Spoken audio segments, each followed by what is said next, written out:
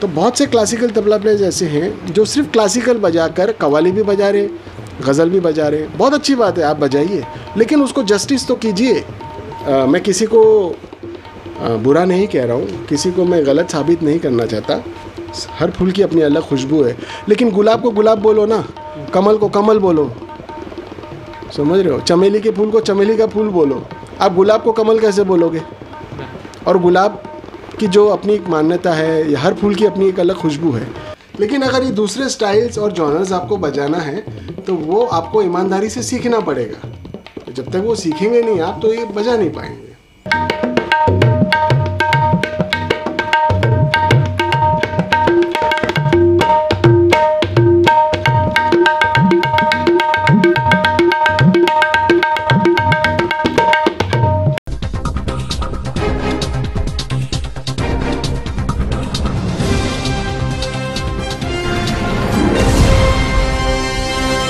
नमस्कार, मिरर महाराष्ट्र में आप सभी का स्वागत है। आप सभी को दिवाली की शुभकामनाएं। आप सभी के डिमांड्स पे काफ़ी सारे दर्शकों ने मैसेज करके मुझे बोला, तो काफ़ी बार शादाब भाई का जो है काफ़ी सारे गाने के लॉन्चिंग के टाइम पे इंटरव्यूज़ हुए, लेकिन शादाब शकूरी एक ऐसा नाम है कि देश का जाना माना तबला कलाकार भी वो है। तो काफ़ी सारे लोगों की विशेष करके मिरर महाराष्ट्र के दर्शकों की ये इच्छा थी कि उनका तबले का प्रोग्राम और विशेष करके दिवाली के मौके पर हो जाए तो अच्छा है। तो मैं आपको शादाब भाई आपका स्वागत करता हूँ इस दिवाली के मौके पर। शुभकामनाएं देना चाहेंगे? नमस्कार सबको, मेरा बहुत बहुत तहे दिल से हैप्पी धनतेरस और हैप्पी दिवाली। सभी दर्शकों को आपका तहे दिल से शुक्रगुजार हूँ। आप लोगों ने इतना प्यार और मान सम्मान दिया है मुझे। मिरर महाराष्ट्र का मैं बहुत बहुत शुक्रगुजार हूँ।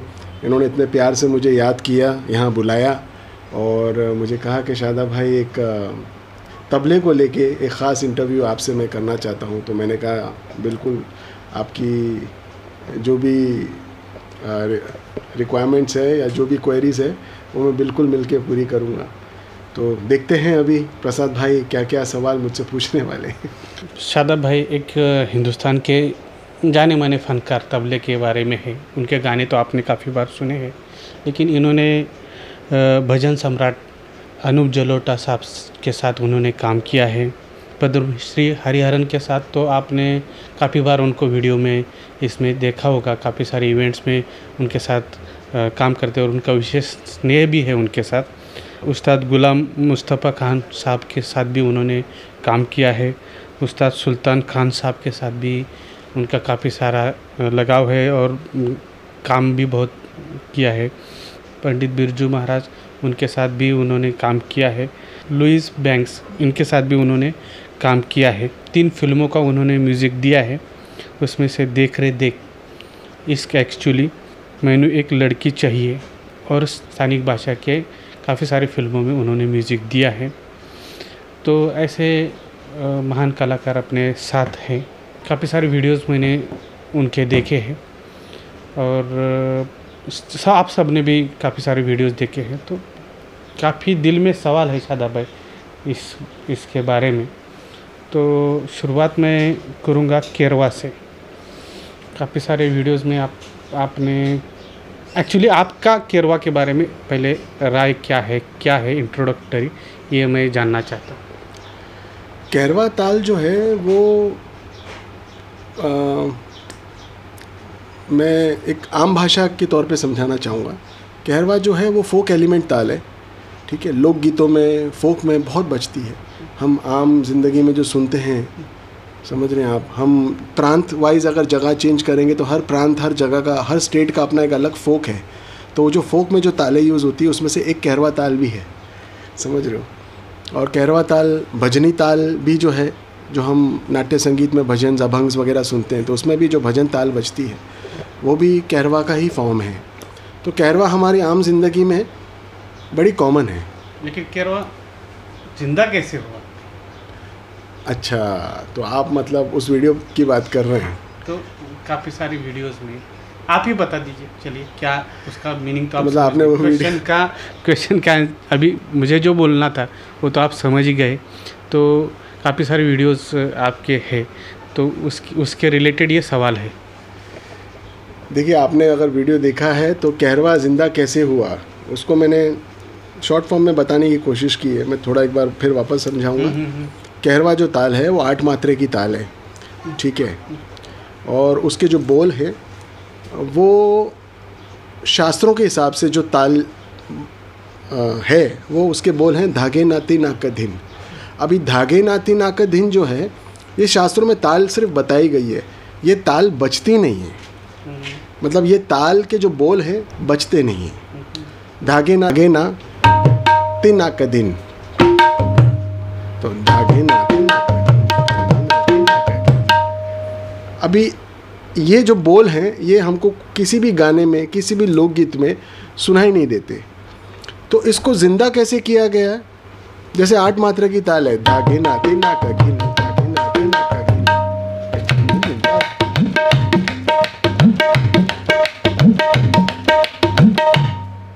तो ये इस तरीके से कहरवा ताल जिंदा हुआ।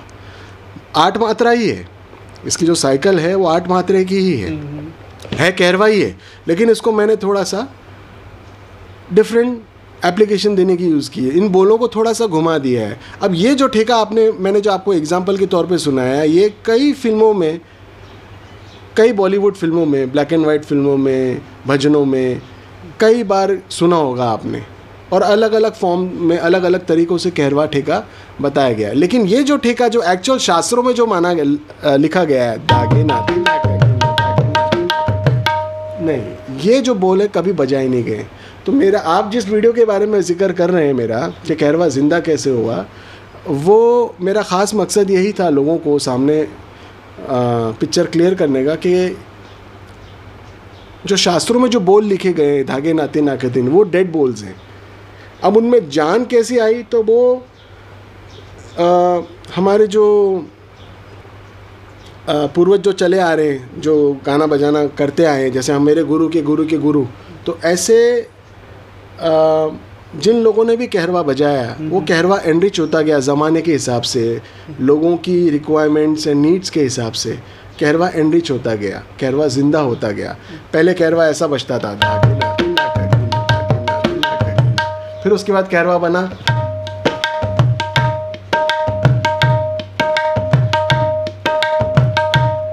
अब उसके बाद फिर थोड़ा चेंज हुआ कहरवा,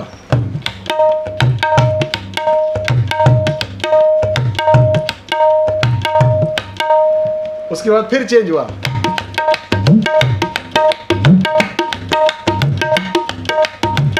उसके बाद फिर कहरवा चेंज हुआ।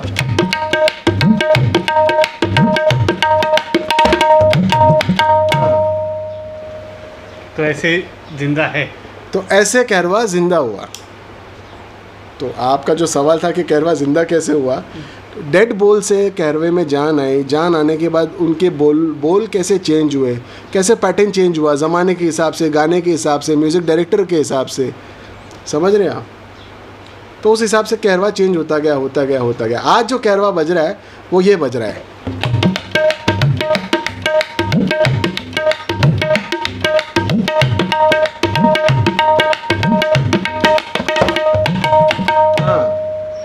आज ये कहरवा बज रहा है। अब ये कहरवा ऐसा है जो सबको पसंद आता है, बच्चों को पसंद आता है, बड़ों को पसंद आता है, जो थोड़े से मिड एज के हैं उनको पसंद आता है, जो मातारे हैं, जो बुज़ुर्ग हैं, जो बुढ़े लोग हैं उनको भी पसंद आता है।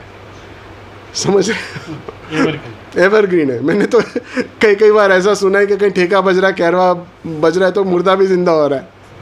नहीं, मैं मजाक कर रहा हूँ, लेकिन एक बात है, ये जो ठेका है इसमें जान है, ये पब्लिक को बांध के रखता है, समा को बना के रखता है। अभी पहले जो कहरवा है, जो शास्त्रों में लिखा गया है, उस हिसाब से वो कहरवा बजाएंगे तो वो एकदम अजीब लगेगा आपको।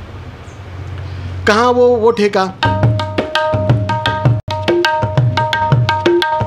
और कहाँ ये ठेका।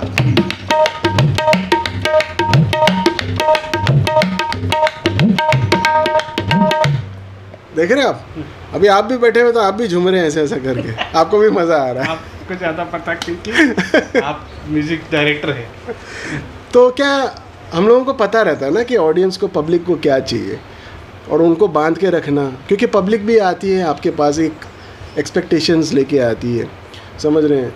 वो दिन भर के थके रहते हैं काम काज से, ऑफिस से छुट्टी वुट्टी लेके जल्दी जल्दी आपको सुनने आते हैं। अब आप उसमें आप पब्लिक को बोर कर रहे हो बजाय उनको एंटरटेन करने के। तो ये सब बातें बहुत ध्यान रखना ज़रूरी हो जाता है। बहुत ही ज़बरदस्त। अभी शुरुआत का ही क्वेश्चन इतना ज़बरदस्त रहा आंसर, अब आगे कैसे है। काफ़ी सारा आपका लंबा समय गया है म्यूज़िक के इस फील्ड में, इस क्षेत्र में।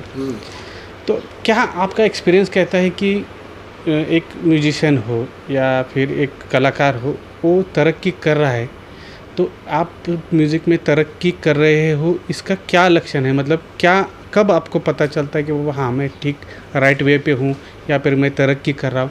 एक म्यूज़िक जो काफ़ी सारे आपके दर्शक देखने वाले, उनको क्या बताएंगे आपकी कि आप सही ट्रैक पे है या फिर आप तरक्की कर रहे हैं? ऐसा है कि आर्टिस्ट म्यूजिशियन के लिए ये एक समंदर है। आप जितना डुबकी लगाओगे उतना गहराई में जाते रहोगे आप। ये नेवर एंडिंग है, इसका कोई अंत नहीं है। तो आज भी मेरा तालीम होता है, आज भी मैं शिक्षा ले रहा हूँ, तो ये चल ही रहा है इतने साल के बाद भी। तो ये तो एक बात हो गई। दूसरी बात ये है कि आपको एहसास कब होता है कि मैं थोड़ा बहुत ठीक ठाक कर रहा हूँ काम, या मैं मतलब एक प्रोग्रेस की एक सीढ़ी चढ़ रहा हूँ। तो सबसे पहले आपको ये देखना है कि आपके घर वालों का व्यवहार कैसा है आपके साथ। समझ रहे हो? आपके चाचा, आपके मामा, आपके काका, आपके ताऊ, उनके बच्चे जो आपके भाई होते हैं, आपकी बहनें होती हैं, उनका व्यवहार आपके साथ कैसा है? समझ रहे? अगर वो भी तबला बजा रहे हैं तो फिर कहीं ना कहीं प्रोफेशनल जेलेसी हल्की सी शुरू हो जाती है। आप अच्छा करेंगे तो फिर आपकी थोड़ी हल्की हल्की बुराइयां होना शुरू हो जाएगी। तो जब बुराइयां होना शुरू हो जाती तो समझ जाना कि काम आप अच्छा कर रहे हो, क्योंकि बुराई तभी होती है जब आपका काम अच्छा होता है। अच्छा, समाज में जो जनरल चलता है वही इसमें भी थोड़ा बहुत है? थोड़ा बहुत नहीं, बहुत ज़्यादा है। आप समझ रहे हो? अभी आप थोड़ा भी अच्छा काम करेंगे और घर में अगर किसी ने देख लिया हाँ आजकल बहुत ये कर रहा हो, तो उनका थोड़ा सा तेवर, उनकी बातचीत का अंदाज़ वो अलग हो जाएगा। जबकि है कुछ नहीं, आप वही हो, आपके दिल दिमाग में भी वो बात नहीं है, आपने तो सोची भी नहीं, ख्वाब में भी नहीं सोच सकते आप, लेकिन उनके दिमाग में है। तो उनके दिमाग में है और वो हमको टेली करते हैं, वो हमको बताते हैं, इन्फॉर्म करते हैं। तो उनका जो बताने का और बिहेवियर जो है जाहिर करने का, उससे हमको पता चलता है। और जिनको नहीं समझ में आता, अब से वही अगर ये मेरा अगर इंटरव्यू देख रहे हैं तो अब से यही देखिएगा कि अगर आपको पता करना है कि आप अच्छा काम कर रहे हैं, आप ज़िंदगी में तरक्की की एक सीढ़ी चढ़ रहे हैं, तो सबसे पहले आपके घर वालों का व्यवहार जो है आपके साथ कैसा है वो देखिए। अगर अच्छा है तो बहुत अच्छा है, अगर बुरा है तो समझ जाना आपको मिठाई बांटनी है, आपको मिठाई खिलानी चाहिए। मिठाई इसलिए खिलानी है क्योंकि आपकी बुराई हो रही है, और बुराई क्यों होती है? क्योंकि काम अच्छा होता है। बात उसी की होगी जिसमें कुछ बात होगी ना, तो आपको तो सेलिब्रेट करना चाहिए। म्यूज़िक को प्रोफेशन बनाने के लिए कौन कौन सी चीज़ों की ज़रूरत होती है, क्या क्या क्वालिटीज़ चाहिए, ये क्या बताएंगे आप? ये मैं अभी डिप्लोमेट आंसर दूं आपको, या दिल से दूं या दिमाग से दूं? दिल से दूं। दिल से दिया हुआ शायद कुछ लोगों को अच्छा नहीं लगेगा, लेकिन अब दिल की बात है, दिया है तो दिल खोल के ही बताना है। सबसे पहले तो आपको आपका बैंक बैलेंस देखने का, और ये देखने का कि पिताजी के पास कितना पैसा है, या मेरे को कोई संभालने वाला है कि नहीं है। ऐसे बोल रहे हैं आप? हाँ, तो कॉन्फिडेंस बाकी अगर कॉन्फिडेंस क्या नहीं, ऐसा कॉन्फिडेंस मोरल डाउन हो जाएगा ना पैसे के बारे में बात करते। नहीं, तो उसका भी रास्ता है मेरे पास। हाँ, लेकिन आपने पूछा तो पहले ये बात कहना ज़रूरी ना। अगर किसी को म्यूज़िक को प्रोफेशन करना है तो सबसे पहले तो आप ये देखिए कि आपका गुजारा बराबर हो रहा है कि नहीं हो रहा है। घर में किसी की कोई प्रॉब्लम तो नहीं हो रहे हैं, पिताजी रिटायर है कि नहीं है, पिताजी है कि नहीं है, घर में राशन पानी आ रहा है कि नहीं आ रहा है।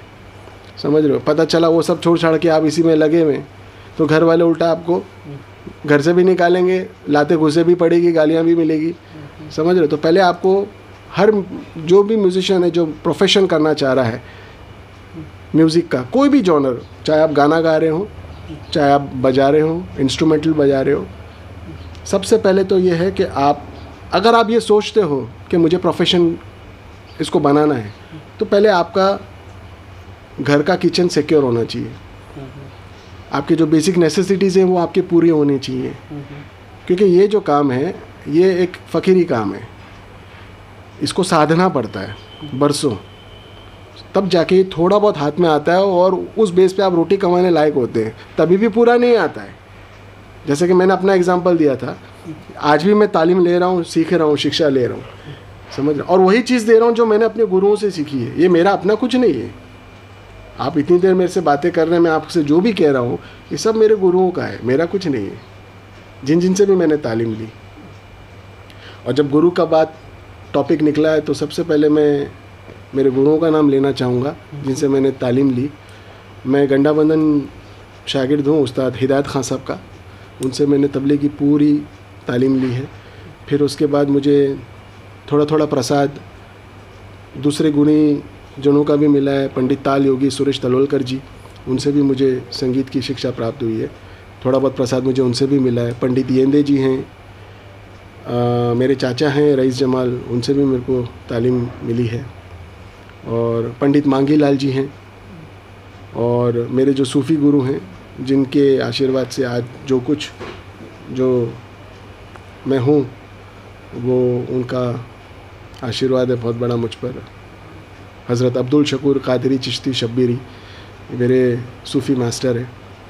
तो ये सब मेरे गुरु हैं, इन्हीं की बदौलत आज मैं आप लोगों के सामने हूँ और आप इतने प्यार से मेरा इंटरव्यू ले रहे हैं। नहीं, और क्या चीज़ बताना चाहेंगे? एक तो गुजारा, एक तो गुरुओं का रिस्पेक्ट, और कुछ? देखिए, ये तो सबसे, अगर आप प्रोफेशन बना एज अ हॉबी तो आप बिल्कुल कर सकते हो, इसको कभी भी करिए आप, कोई रोक टोक नहीं है। लेकिन हॉबी भी करें तो आप 1+1 2 होता है, ये ज़रूरी होता है। हॉबी के चक्कर में पता चला तबला आप जिनसे सीख रहे हैं वहाँ शिक्षा बराबर नहीं मिल रही है आपको, आपके हाथों का रखावट ही अलग करवा दिया, आप बरसों आप लटक गए, समझ रहे हो। फिर आप कुछ सालों के बाद आपको एहसास होता है कि नहीं मुझे इसको प्रोफेशन बनाना है। अब आपका हाथ तो टेढ़ा हो गया क्योंकि गलत शिक्षा मिली, गलत आपका हाथ रखवाया गया, तो अब उसको सुधारने के लिए वो एक अलग आपका स्ट्रगल चालू हो गया।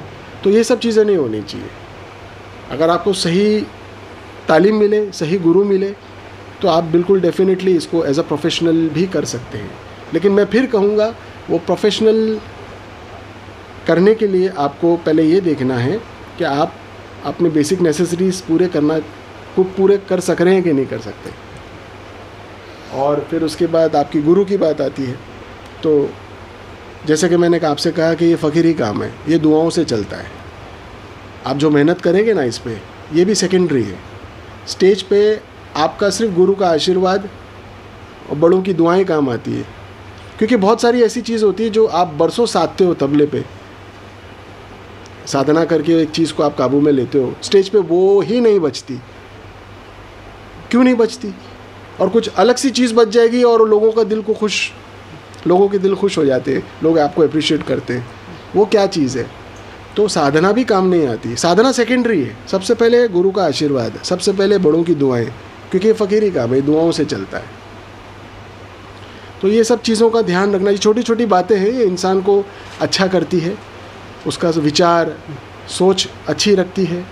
संगीत करने से पहले आपको पहले गुरु की प्रति इज़्ज़त, गुरु को आप क्या मान सम्मान दे रहे हैं, आप अपने बड़ों को क्या आदर, क्या किस तरीके से आप बुला रहे हैं या उनके साथ बिहेवियर है आपका, ये सब बहुत मायना रखता है। तब जाके संगीत आता है। माँ सरस्वती ऐसी नहीं कृपा होती ना, ऐसा है। क्लासिकल तबला प्लेयर जो है उनका आप मजाक उड़ाते हैं, उनका लाइट तबला बजाना, उसके ऊपर आपको एतराज़ है, क्या बताना चाहेंगे? अरे ऐसा मत बोलिए, बहुत सारे क्लासिकल म्यूजिशियंस मेरे बहुत अजीज़ दोस्त हैं। नहीं, लेकिन आप पहले ही आपको एतराज़ आपने जताया है।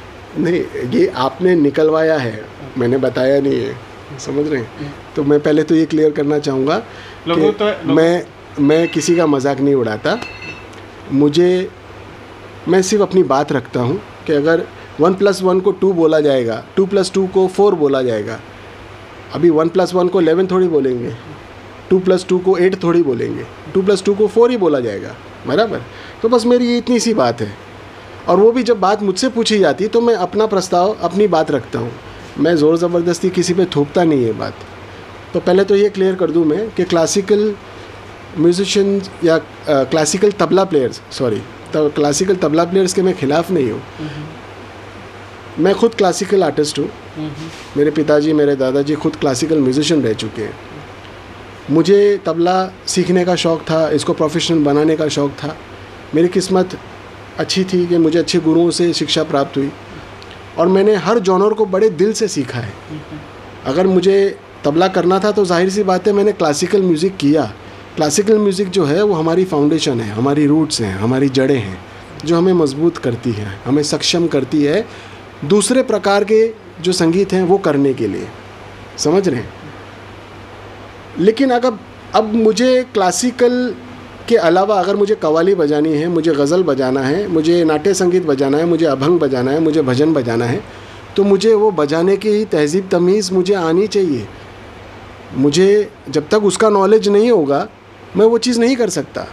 तो बहुत से क्लासिकल तबला प्लेयर्स ऐसे हैं जो सिर्फ क्लासिकल बजाकर कव्वाली भी बजा रहे, गज़ल भी बजा रहे। बहुत अच्छी बात है, आप बजाइए, लेकिन उसको जस्टिस तो कीजिए, समझ रहे हो। अब आप लाइट कव्वाली भी आप क्लासिकल अंदाज से बजा रहे हो।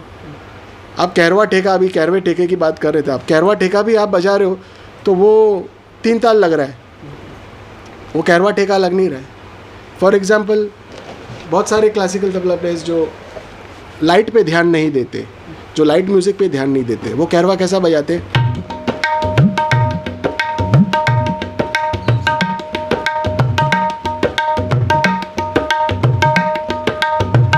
अभी क्या बज रहा है? 3 ताल बज रहा है।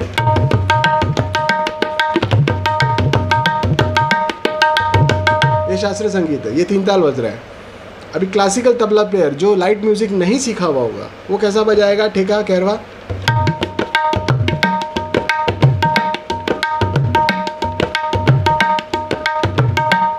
समझ रहे हैं?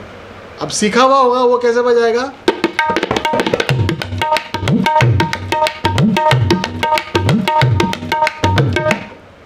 आपने देखा कितना डिफरेंस है। तो मैं किसी को बुरा नहीं कह रहा हूँ, किसी को मैं गलत साबित नहीं करना चाहता।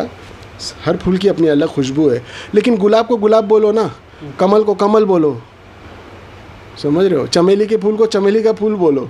आप गुलाब को कमल कैसे बोलोगे? और गुलाब की जो अपनी एक मान्यता है, हर फूल की अपनी एक अलग खुशबू है। तो मैं वही कह रहा हूँ, जैसे क्लासिकल म्यूज़िक है वैसे लाइट म्यूज़िक भी है, वैसे नाट्य संगीत भी है, वैसे भजन भी है। अगर आपको बजाना है, अगर आपको करना है तो पूरी तालीम लीजिए ईमानदारी से, समझ रहे हो। काम नहीं चलाने का, टाइम पास नहीं करने का।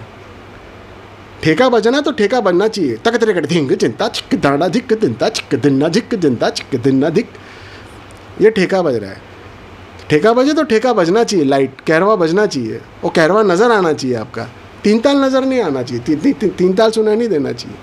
आप वहाँ शास्त्रीय संगीत नहीं कर रहे हैं, आप किसी को अकम्पनी कर रहे हैं। तो जिसको आप अकम्पनी कर रहे हैं, क्या वो क्लासिकल आर्टिस्ट है?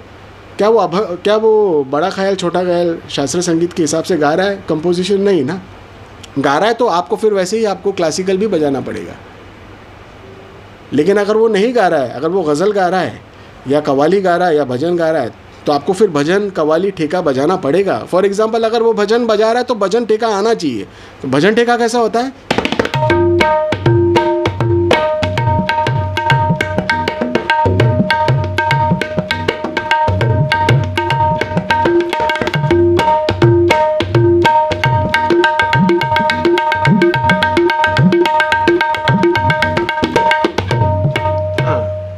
समझ रहे हैं आप? तो ये हुआ भजन ठेका। अभी भजन ठेका में मैंने शास्त्रीय संगीत नहीं डाला। तो मेरा कहने का मतलब ये है कि ईमानदारी रखो म्यूज़िक में। अगर आप शास्त्रीय संगीत कर रहे हो तो शास्त्रीय संगीत करिए आप।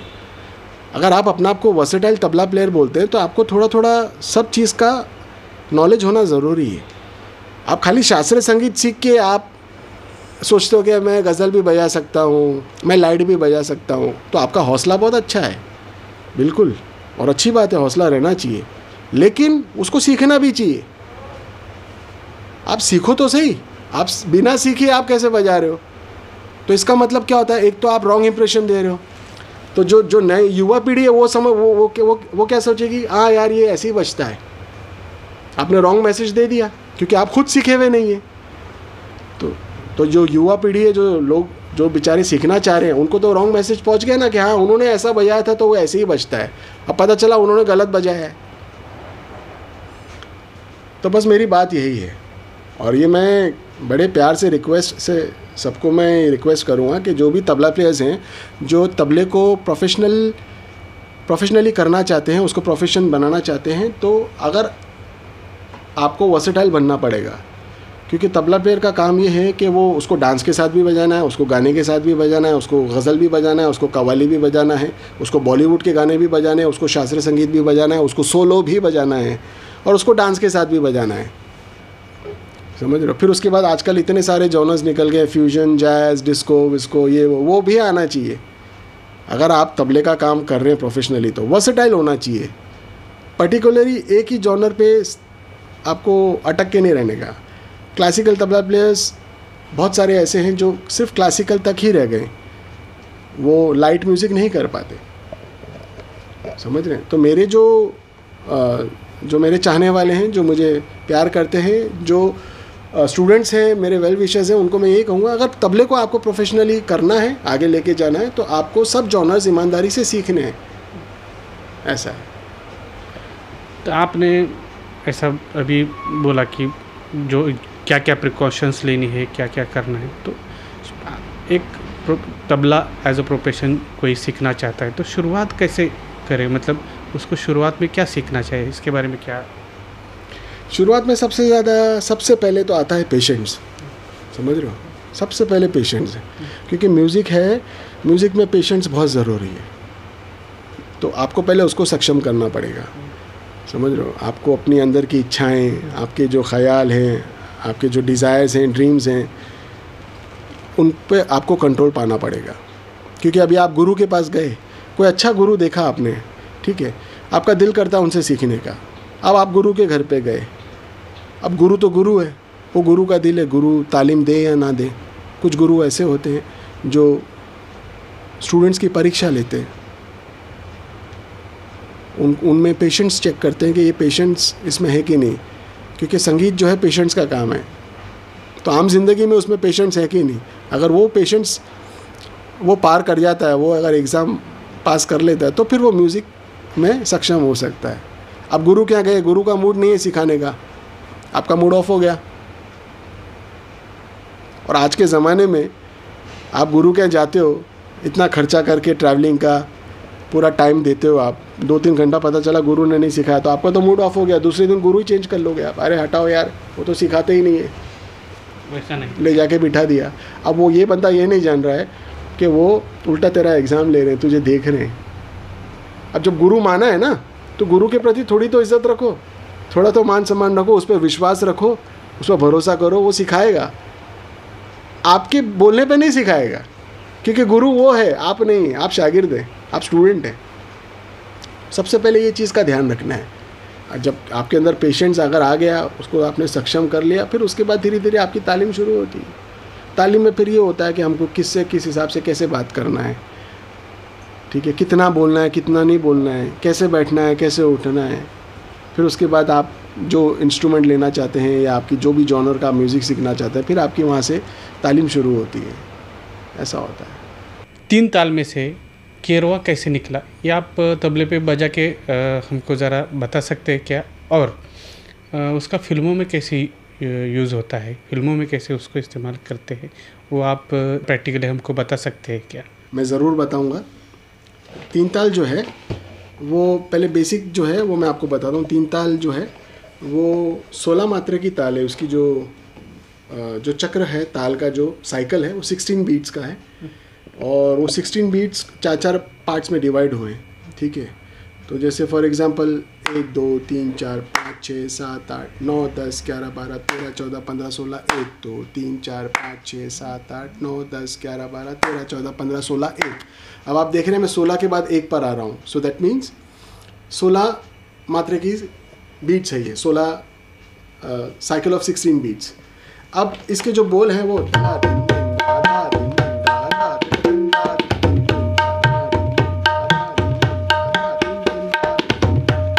ठीक है, ये इसके बोल हैं। अब इसको थोड़ा सा अगर हम डबल स्पीड में बजाएंगे तो ये कैसे साउंड करेगा।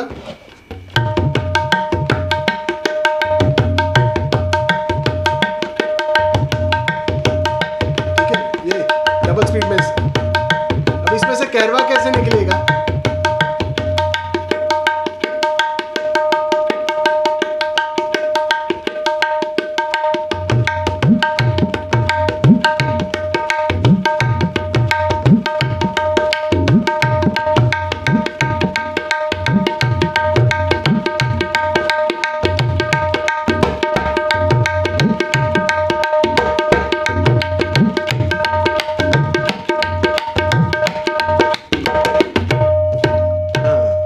देखा 3 ताल से कैरवा निकला, मैंने आपको प्रैक्टिकली करके बताया। अब इसको कई तरीके से यूज़ किया गया है। जैसे मैंने आपको कुछ देर पहले बताया था कि अगर हम भजनी बजाएंगे तो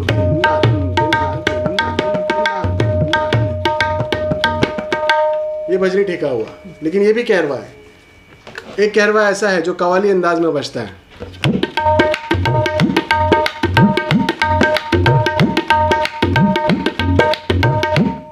ये कव्वाली अंदाज है।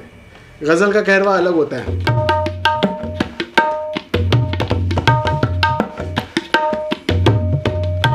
तो ये कई गज़लों में ठेका ऐसा बजता है। कव्वाली अंदाज भी मैंने आपको बताया। फिल्मों में कैरवा कैसे यूज़ होता है और कैसा यूज़ हुआ है, जो बहुत प्रसिद्ध गाने जो हमने सुने हैं हमारी लाइफ में, वो गाने मैं आपको सुनाता हूँ और उसमें ठेका कैसे बजा है।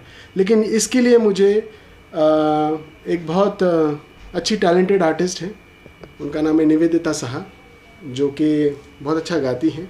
मेरे साथ उन्होंने अभी हाल ही में एक डुएट कोलैबोरेशन में गाना भी गाया है, और आपको तो बहुत अच्छे से मालूम है, आपने ही हमारा उसको इंटरव्यू लिया था हमारा, और उस एल्बम को प्रमोशन में आपका काफ़ी योगदान रहा है।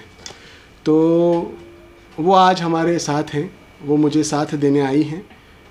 तो मैं कुछ चीज़ें, कुछ एग्जांपल्स जो आप मुझसे पूछना चाह रहे हैं, मैं उनकी मौजूदगी में उनकी हेल्प लेते हुए मैं आपको समझाऊंगा। सो निवेदिता, प्लीज़ आइए। निवेदिता साहा मैडम, आपका मिरर महाराष्ट्र में स्वागत है। दर्शकों को बताना चाहूँगा कि आपने उनको पहले भी मिरर महाराष्ट्र पे देखा है। उनका बहुत ही ज़बरदस्त गाना ये जो हिट हुआ, उसका इंटरव्यूज़ के तौर पे वो प्रत्यक्ष तौर पे वो उपस्थित नहीं थे, लेकिन उन्होंने अपना इंटरव्यूज़ टेलीफोनिक वे से उन्होंने हमको दिया था। आज हमको सौभाग्य है कि आप यहाँ पे उपस्थित है मिरर महाराष्ट्र में। फिर से आपका यहाँ पे स्वागत है। तो क्वेश्चन अगेन कंटिन्यू फॉर। अभी आपने देखा कि 3 ताल से कैरवा कैसा चला। अब यही कैरवा हमारे फिल्मों में, बॉलीवुड गानों में कैसा बजा है। तो निवेदिता एक गाना एग्जाम्पल के तौर पे आपको गा के बताएंगी, और उस पर फिर ठेका कैसे बजा है वो मैं आपको बताऊंगा कि ठेके का चलन और उसका जो स्टाइल है गाने के साथ कैसा मैच होता है, कैसा अच्छा लगता है। फॉर एग्जाम्पल, हाँ जी। क्या है आप मेरी जान लीजिए, बस एक बार मेरा कहा, बस एक बार मेरा कहा मान लीजिए। दिल चीज़ क्या है आप मेरी जान लीजिए,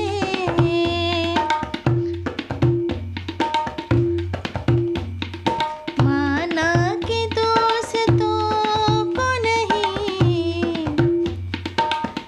दोस्तों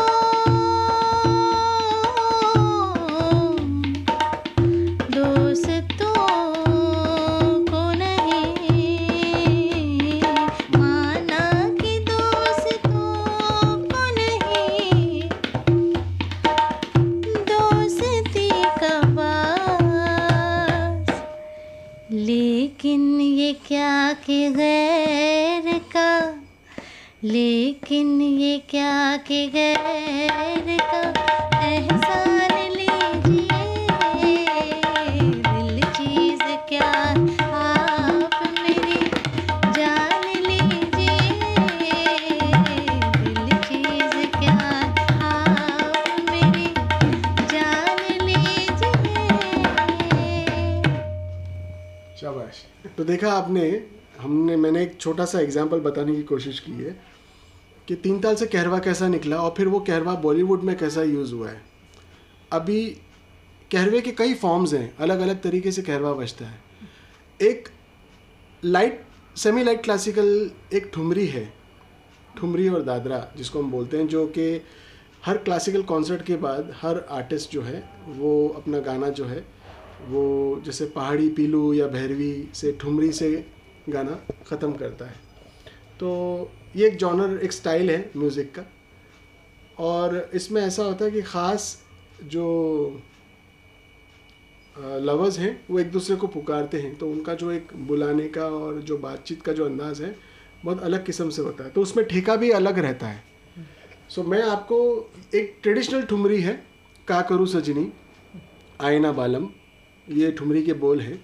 और एक्चुअल जो ठेका है उसका, वो पहले मैं आपको एक्चुअल ठेका बताता हूँ, फिर वही ठेका थोड़ा सा और मॉडिफाई हुआ है और वो कैसा बजा है, वो गाने के साथ कैसा लगता है।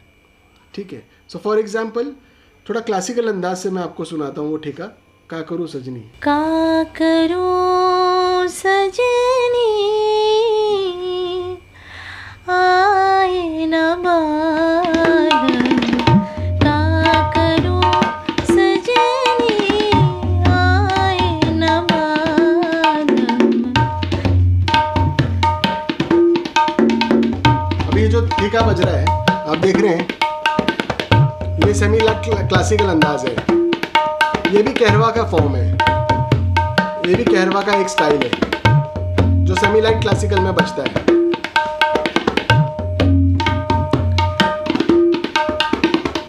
का करूं सजनी आए न बालम। तो ये एक अंदाज था। अभी यही गाना सेम रहेगा, ठेका जो है थोड़ा सा मॉडिफाई हो जाएगा। ठीक है। मॉडिफाई कैसे होगा, थोड़ा सा ठेके को मैं अलग अंदाज से पेश करूँगा। ये जो स्टाइल है ये आपने स्वामी पिक्चर में देखा होगा। ठीक है। राजेश रोशन जी का म्यूज़िक है इसमें और बड़ा अच्छा गाया है यशोदास जी ने। तो निवेदिता भी हमारे सामने है, निवेदिता ये गाने को गाएंगी और इसको मैं थोड़ा मॉडिफाई अंदाज में ठेके को पेश करने की कोशिश करूँगा। हाँ जी। जब भी कोई आहट होवे मनवा मोरा भागे। देखो कहीं टूटे नहीं प्रेम के ये धागे। है बंटवारे प्रीत हमारी छुपे ना छुपाए। छुपे ना छुपाए।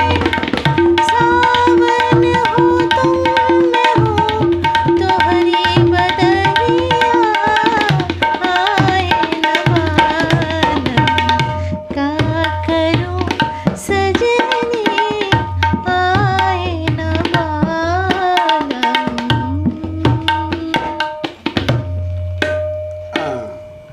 आपने देखा कि ठेके को मैंने मॉडिफाई करके कैसे बताया है। तो ऐसा है कि ये मैंने सीखा, मैंने इसकी तालीम ली, समझ रहे हो, फिर उस पर अभ्यास किया, तब जाके ये मैं बजा पा रहा हूँ। और ये क्यों बजा पा रहा हूँ, क्योंकि मैं एक शास्त्रीय संगीत की तालीम ली हुई है और अभी भी ले रहा हूँ। तो शास्त्रीय संगीत तो ज़िंदगी भर चलता ही रहेगा, लेकिन अगर ये दूसरे स्टाइल्स और जॉनर्स आपको बजाना है तो वो आपको ईमानदारी से सीखना पड़ेगा। कि जब तक वो सीखेंगे नहीं आप, तो ये बजा नहीं पाएंगे। ये आप भी कर सकते हैं, ये कोई भी जो मेरे वेल विशर्स हैं, मेरे स्टूडेंट्स हैं, म्यूज़िक लवर्स हैं, ठीक है, ये भी कर सकते हैं अगर ये प्रॉपर तालीम लेंगे, सही तरीके से सीखेंगे, सही गुरु से। ये मेरा कहना है। तो निवेदिता जी, आपके भी कम से कम 100-150 स्टूडेंट्स हैं, आप सिखाती हैं, तो कैसा रिलेशन होना चाहिए संगीत में एक गुरु और संगीत सीखते वक्त, एक गुरु और शिष्य के बीच में आप स्टूडेंट्स को सिखाती हैं, इसके साथ साथ आप किसी से सीखती भी हैं, तो आपके क्या विचार है अपने गुरु के बारे में? 2 क्वेश्चंस है, कैसे कॉम्बिनेटिव जवाब देगा? सबसे पहले मैं भगवान का बहुत बहुत तहे दिल से शुक्रिया अदा करना चाहती हूँ कि मुझे शादाब सर से मिलवाया, और वो भी एक पूना में उनके फिनिक्स मॉल में एक एहसास प्रोग्राम था, गज़ल का प्रोग्राम था जो हरिहरन जी सर का था। वहाँ में मैं ऑडियंस में से उठ के स्टेज में गई, कहाँ से इतना करेज आया मुझे नहीं पता, एंड थैंक गॉड वो लोग अलाउ किए। फिर सर से मिली मैं, और सर मतलब पूरी टीम बहुत अच्छी थी। सर का तबला औसम, मुझे बहुत दिल से अच्छा लगा था कि रियल संगत जिसको बोलते हैं एज अ कंपेनियन, जो एक सिंगर को बहुत कंफर्टेबल फील कराए, वो मुझे यहाँ पहली बार बहुत दिल से लगी थी। उसके बाद मैंने सर से अप्रोच की और सर से मैंने बोला कि मैं म्यूज़िक करना चाहती हूँ, तो मैंने सर से गंडा बंद करके अपनी म्यूज़िक तालीम शुरू की। और एज अ टीचर नहीं बोलूँगी, सर के सामने टीचर बोलने का मेरा मतलब मैं डिज़र्व नहीं करती। मैं स्टूडेंट हूँ और ज़िंदगी में स्टूडेंट बनी रहना चाहती हूँ। बस आपने पूछा स्टूडेंट और गुरु का क्या रिलेशन होना चाहिए। समर्पण बहुत ज़रूरी है। आपके गुरु को जो आता है, जितना आता है, उसको दिल से समर्पण करके बस अपना रेस्पेक्ट को हमेशा बनाए रखिए। टीचर और गुरु में यही डिफरेंस होता है। गुरु को आपका डेडिकेशन और आपका समर्पण दिखा तो वो ऐसा कुछ आपको दे के जाते हैं, जैसे माँ बाप अपने बच्चों के लिए करके जाते हैं या अपना प्रॉपर्टी दे के जाते हैं। ये सर के तालीम में से ये चीज़ है। ये यदि किसी को, मुझे नहीं, किसी को भी मिला सर की तरफ से, तो वो सच में म्यूज़िक में बहुत लकी है जो अपने गुरु से उनका जो की फैक्टर है, उनका जो मेन है, वो क्या करते हैं, क्यों, किस वजह से उनमें इतना डेडिकेशन है। सर से सीखने के लिए मेरे पास बहुत कुछ है। मैंने बहुत कुछ उनकी बातों में ही सीखा है। वो हर बात अपने गुरुओं को प्रणाम करके उनका नाम लेके स्टेज में बैठते हैं।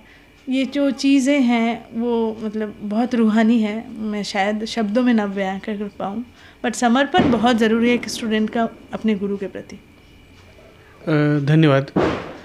और धन्यवाद व्यक्त करना चाहूँगा शादाब भाई का, क्योंकि वो हमेशा हमारे लिए, हमारे चैनल के लिए जब भी मैं बुलाऊँ तभी आप मतलब दिल से कुछ भी पेशकश करते हैं या दिल से आते हैं, और हमेशा आपका ऐसा ही आशीर्वाद बना रहे। आप क्या कहना चाहें? दिवाली का मौका है और ये दर्शकों को क्या कहना चाहेंगे? सबसे पहले मैं ये कहना चाहूँगा कि thanks to Mirror Maharashtra and Prasad Patil भाई, आपने इस चीज़ को समझा और काफ़ी दिन से मेरे काफ़ी वीडियो से आप इंस्पायर हो के आप मुझे मेरे पीछे लगे हुए थे कि मुझे एक सवाल जवाब वीडियो करना है आपके साथ। तो हालांकि ये मैं डेफिनेटली कहूँगा कि मिरर महाराष्ट्र जो ये सिर्फ न्यूज़ चैनल नहीं है, ये कल्चरल एक्टिविटीज़ को भी बढ़ावा देता है। जैसा कि आप देख रहे हैं हमारे प्रीवियस वीडियोस में भी आपने देखा, हमारे म्यूज़िक एल्बम वीडियोस को लेके इन्होंने लॉन्चिंग किया है प्रमोशंस में, एंड अभी भी आपके सामने हम हमारे जो इंस्ट्रूमेंट्स हैं, तबला, हारमोनियम, गाना के साथ आपको सामने आपके कंटेंट पेश कर रहे हैं। तो जाहिर सी बात है ये कल्चरल एक्टिविटीज़ को भी बढ़ावा देता है। मैं तहे दिल से शुक्रगुजार हूँ मिरर महाराष्ट्र प्रसाद पाटिल जी का, और आप सब लोगों का, सभी दर्शकों का। आप लोगों ने हमेशा मुझे इतना प्यार, इतना मान सम्मान, इज़्ज़त दी है। मेरे चैनल को भी सब्सक्राइब किया है आपने। मैं आपसे रिक्वेस्ट करूँगा कि मिरर महाराष्ट्र जो न्यूज़ चैनल है उसको भी आप सब्सक्राइब कीजिए, उतना ही प्यार दीजिए जितना आप लोगों ने मुझे दिया है। मेरे तमाम जितने भी तबला लवर्स हैं, स्टूडेंट्स हैं, म्यूज़िक लवर्स हैं, वेल विशर्स हैं, सबसे रिक्वेस्ट करूँगा कि आप mirror Maharashtra channel, news channel, Nivedita का अपना एक यूट्यूब चैनल है, मेरा तो खैर है ही, जैसा आपने मुझे प्यार दिया आप इनके चैनल्स को भी प्यार दीजिए, इन लोगों को भी बढ़ावा दीजिए ताकि ये और अच्छे से अच्छा कंटेंट आप लोगों के सामने लेकर आएँ और सही असली बात, गुणी बात आप लोगों के समक्ष हो पाए। अपने एक अजीज़ दोस्त यहाँ पे है, इसके बारे में आपको पूछूंगा ही, पहले उनको इनवाइट करना चाहेंगे आप? बिल्कुल, उनके बिना तो कहते हैं ना कि ये महफिल अधूरी है, क्योंकि अभी हाल ही में जो हमने गाना कंपोज किया है वो कोलैबोरेशन में साथ में गाया है। तो इसको जो डायरेक्ट किया है, इस वीडियो को जो पिक्चर पे जो उतारा गया है, वो मेरे भाई, मेरे दोस्त, अजीज़ दोस्त आरिफ दाखवे साहब हमारे साथ हैं। मैं रिक्वेस्ट करूँगा आरिफ भाई प्लीज़ आइए।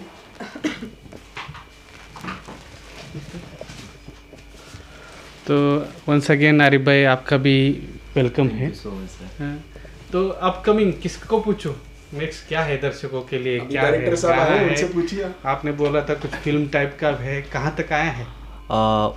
प्री प्रोडक्शन तो अभी समझ लीजिए रेडी चल रहा है, उसी पे काम भी चल रहा है काफ़ी। और जैसे देख रहे काफ़ी टैलेंटेड लोगों के साथ काम करने का मौका मिल रहा है मुझे भी। और है काफ़ी जल्दी रूबरू हो गए कुछ जैसे नए pressure नए feel चीज़ों करते के हैं लोग, साथ। आप भी प्रेशर करते हैं उनके टैलेंट की वजह से? बिल्कुल बिल्कुल। और करना भी चाहिए, क्योंकि अगर आप अपने आप को एकदम से अगर गोली मारोगे तो फिर सीखने का मौका कहाँ मिलेगा, नई चीज़ें कहाँ से एक्सपेरिमेंट कर पाएंगे। तो नेक्स्ट क्या रहेगा?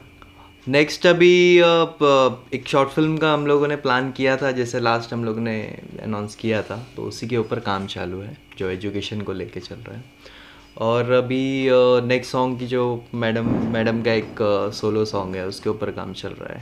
शादाब भाई भी कुछ ना कुछ इसके बाद मेरे दो आपको और गाने हैं जिसमें एक डांस नंबर होगा, और अपने महाराष्ट्र में लावणी म्यूज़िक बड़ा अपना यहाँ का ख़ास अपना हेरिटेज है हमारा लावणी म्यूज़िक। तो लावणी एक बहुत अच्छी डांसर हैं, मैं अभी उनका नाम ओपन नहीं करूँगा, थोड़ा सरप्राइजिंग फैक्टर है सबके लिए। तो उनके साथ में कोलैबोरेशन में एक गाना मैं आरिफ भाई हम लोग डिज़ाइन प्लान कर रहे हैं, और उसके बाद फिर निवेदिता साहा इनके साथ सेकंड गाना कोलैबोरेशन में बहुत जल्दी आएगा।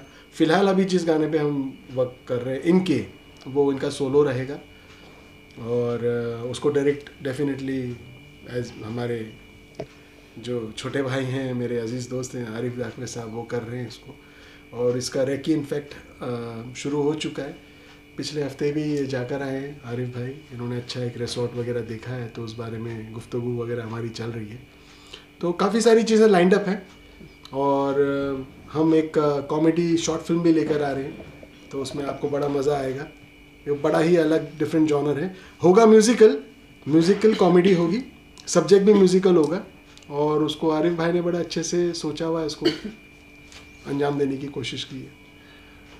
सो थैंक्स वंस अगेन, और ऐसे ही आते रहे, ऐसे ही हमारे दर्शकों के लिए नया नया कुछ लाते रहे। मिरर महाराष्ट्र की तरफ से आपको धन्यवाद देता हूँ। मैं भी शुक्रगुजार हूँ आप सभी लोगों का। Thank you once again each and every one.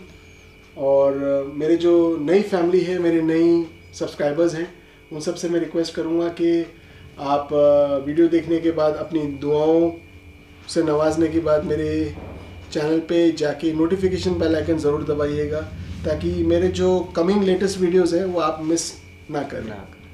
So thank you once again, love you all. जय हिंद, जय भारत, जय महाराष्ट्र। दिल हाथों में आए ना, जहाँ हाथों से जाए ना, दिल हाथों में आए ना, जहाँ हाथों से जाए ना। प्यार में ये होता है क्यों, कोई भी समझ पाए ना। प्यार में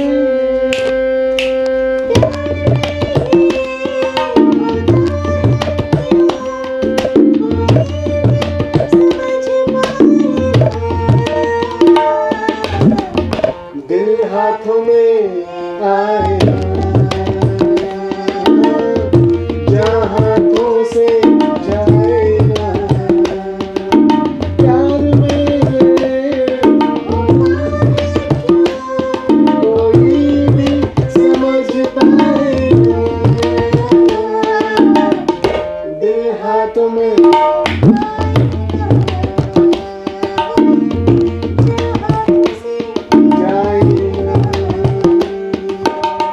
आप सभी दर्शकों को तहे दिल से हैप्पी धनतेरस, हैप्पी दिवाली।